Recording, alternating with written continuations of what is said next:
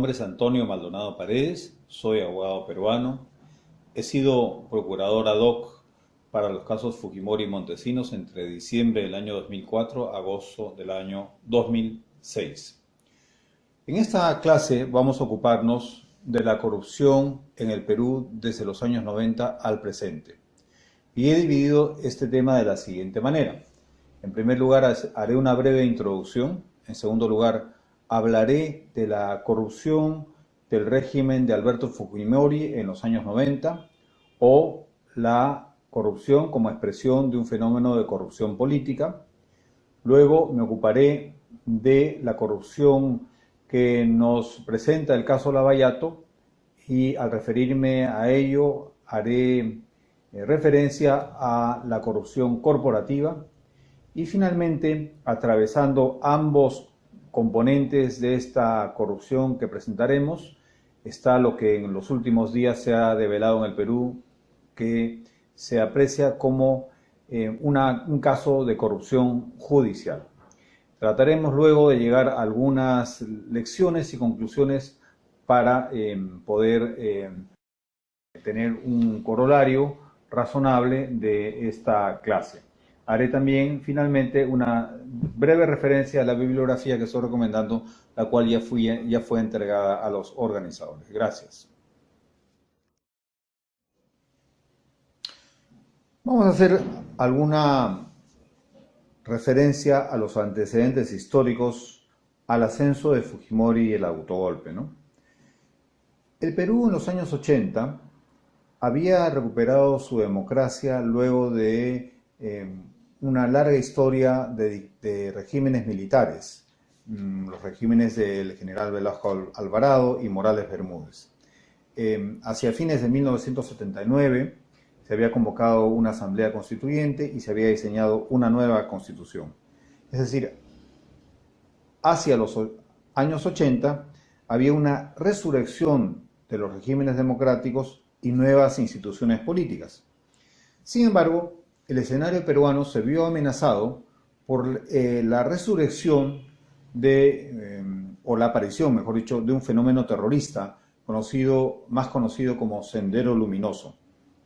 En ese escenario, en un escenario en el cual dos gobiernos civiles de los 80 estuvieron prácticamente puestos contra la pared por ese fenómeno terrorista, Fujimori apareció como un candidato independiente no vinculado a los partidos políticos, ofreciendo orden y estabilidad en el Perú.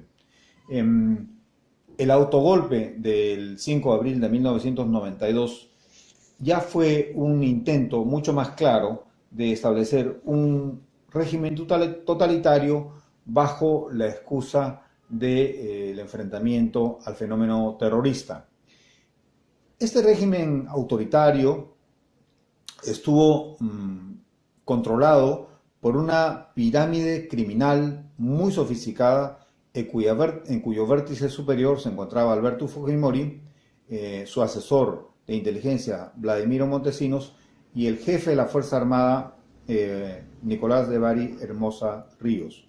Se caracterizó por el uso de métodos autocráticos, violentos y corruptos para consolidar su poder y acumular riqueza. En ese contexto, Fujimori promulgó su legislación antiterrorista, que fue caracterizada por elementos represivos y antidemocráticos que venían de modelos represivos internacionales, como por ejemplo el régimen de Franco, el régimen de los militares guatemaltecos, lo peor de los regímenes antiterroristas colombianos y así de varios países. Esta legislación antiterrorista fue aplicada junto con el poder creciente de los servicios de inteligencia y un creciente control respecto de los medios de expresión y particularmente del sistema de administración de justicia. En ese contexto, Alberto Fujimori y su cúpula en el poder concibieron el conocido Grupo Colina. El Grupo Colina fue un aparato del Estado creado dentro de las Fuerzas Armadas en el contexto del desarrollo e implementación de una estrategia contrainsurgente creada por Montesinos e implementada por Fujimori en 1990, caracterizada esencialmente por graves violaciones de derechos humanos, entiéndase tortura, ejecuciones extrajudiciales, desapariciones forzadas y privación arbitraria de la libertad. De esta manera, Fujimori estableció un aparato de poder contrario al derecho que articuló sus políticas contrainsurgentes hasta que cayó el régimen de Fujimori a fines del año 2000. A modo de introducción, debemos hacer referencia a algunos de los autores que hemos sugerido para estudiar y discutir.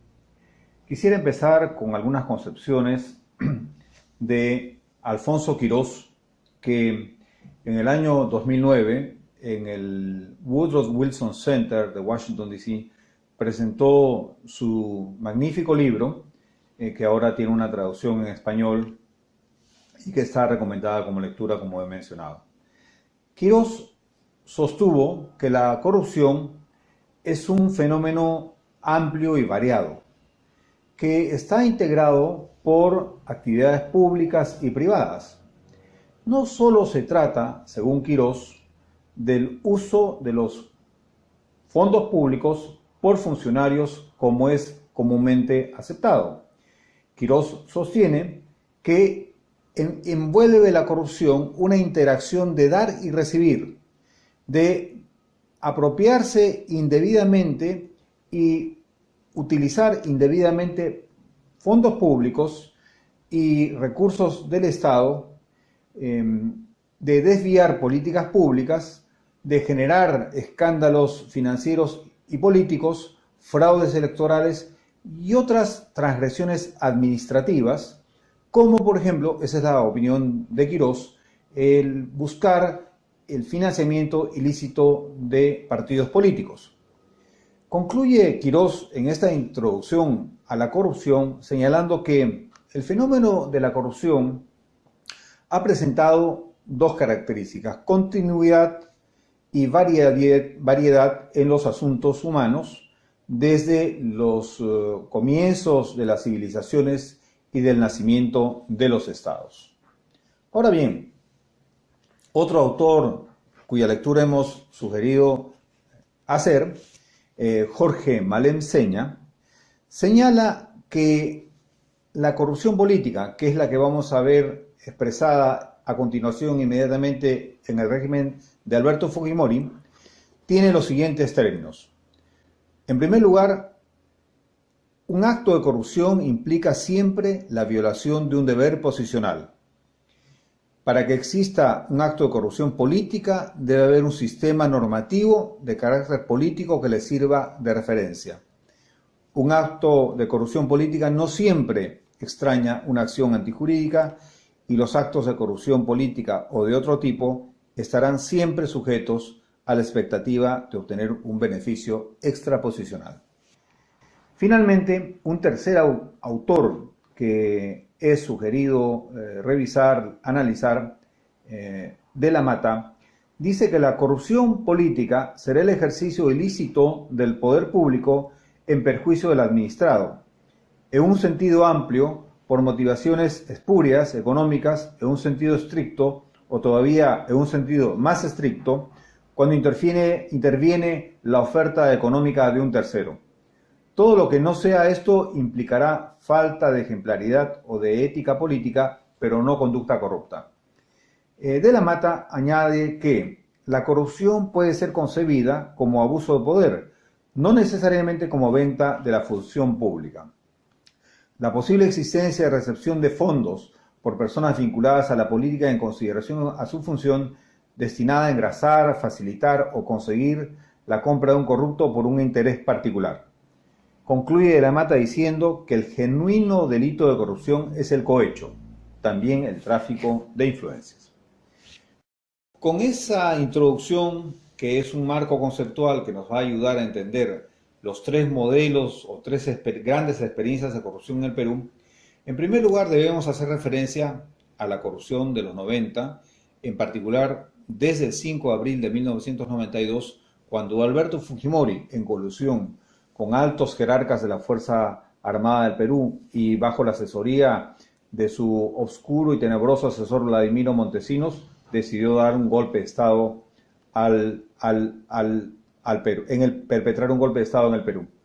Este golpe de Estado fue el inicio de un proceso de corrupción política caracterizado principalmente por el abuso de poder. Es decir, el poder fue ejercido para cooptar el Estado peruano, para apropiarse de los fondos del Estado peruano, para intervenir de manera grotesca y antidemocrática los poderes y las instituciones dirigidas a administrar justicia y a establecer contrabalances a los poderes del Poder Ejecutivo, en particular el Congreso.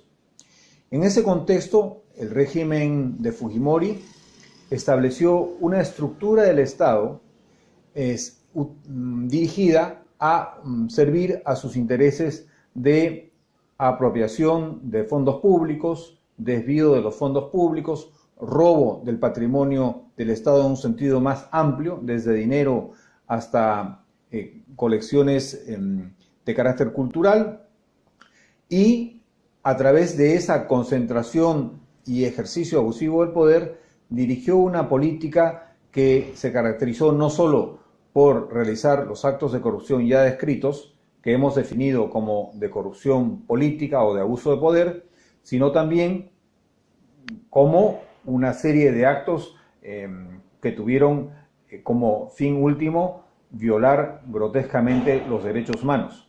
Así, el Perú y el mundo conocieron de los casos de Barrios Altos, La Cantuta, los casos de esterilizaciones forzadas, los casos de periodistas asesinados, secuestrados, líderes populares igualmente reprimidos.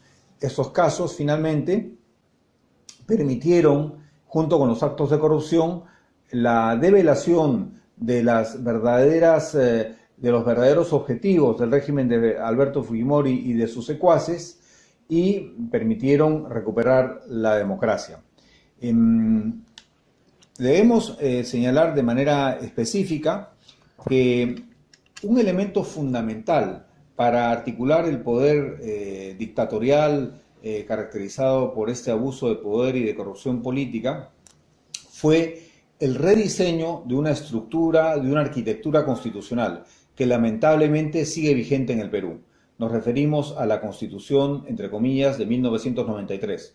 Una constitución normalmente es un instrumento que es expresión de la voluntad popular, es expresión de una asamblea constituyente, y no suele ser normal que una constitución sea concebida y menos aceptada cuando surge de un acto de fuerza, de un acto de ejercicio abusivo del poder, como fue el golpe de Estado del 5 de abril de 1992. La llamada Constitución de 1993, en particular en su régimen económico, contiene los elementos esenciales que han permitido y han abierto la puerta a la segunda experiencia de corrupción que vamos a analizar, la experiencia del caso Lavallato, pero eso vamos a verlo más adelante. Quisiéramos señalar que el régimen de Fujimori concluyó a fines del año 2000. El Estado peruano, al recuperar la democracia, realizó varias acciones dirigidas a consolidar el régimen democrático, tales como la creación de una comisión de la verdad y de reconciliación en el Perú, pero también estableció un sistema interesantísimo, único, de persecución de los delitos cometidos por estas fuerzas que capturaron y cooptaron el Estado peruano durante el régimen de Fujimori. Así se creó un subsistema especial de corrupción que dio frutos y evidencias de buen funcionamiento y de captura de algunos de estos líderes. El día de hoy, aunque Fujimori está indultado por un acto de traición democrática perpetrado por el presidente Kuczynski y su ministro de Justicia, el expresidente Fujimori fue en su día condenado a una pena bastante significativa, bastante importante, 25 años de pena privativa de la libertad, por la violación de los derechos humanos en los casos conocidos como La Cantuta y Barrios Altos. Pero lo que abrió la puerta a la condena de Fujimori por casos de graves violaciones de derechos humanos fue su extradición desde Chile. Y la extradición desde Chile fue un acto de ejercicio del poder democrático a través de dos equipos principalmente, el equipo de la Procuraduría ad hoc a mi cargo y el equipo de Cancillería, que bajo la dirección de los ministros de Justicia entonces y de Relaciones Exteriores, desarrollaron políticas dirigidas a lograr, en primer lugar, la captura preliminar, la detención preventiva de Alberto Fujimori en Santiago de Chile a las pocas horas de haber llegado, y en segundo lugar, a lograr en poco tiempo su extradición desde Chile. En resumen, el régimen de Fujimori es un régimen que utiliza el poder para capturar las instituciones de las Fuerzas Armadas, para desvirtuarlas, para desnaturalizarlas, para usarlas en beneficio de sus intereses y fines delictivos. También captura y pervierte a los poderes del Estado vinculados al quehacer legislativo y judicial, y en particular destruye una administración de justicia independiente que trataba de establecer cimientos sólidos para consolidar dicha independencia. Y hace alianza con empresarios peruanos para, junto con ellos, desarrollar políticas económicas contrarias a los intereses de la nación y que significaron un robo importante de las arcas públicas. A este respecto, el historiador Alfonso Quirós, en el libro cuya introducción recomiendo leer, es el primer autor que establece, y eso está en el libro citado en uno de sus anexos, exactamente cuánto dinero se pudo robar Alberto Fujimori y sus secuaces del patrimonio peruano. Y la suma es de aproximadamente 8 billones de dólares, de los cuales solo 6 se han podido recuperar. En realidad la aproximación de Quirós asciende entre 8 y 12 billones de dólares. En resumen, el caso de Alberto Fujimori y de su régimen se trata de cómo una cúpula civil-militar de profundas características autoritarias y dictatoriales captura el Estado con el fin de aprovecharse de todo su patrimonio. Lo hace de una manera grotesca, de una manera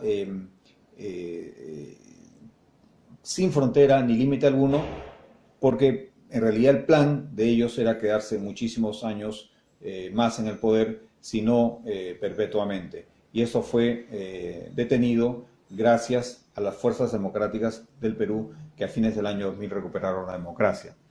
Esto lo vamos a ver expresado en las lecturas de Alfonso Quirós, principalmente en las partes referidas a la experiencia de Alberto Fujimori. Gracias.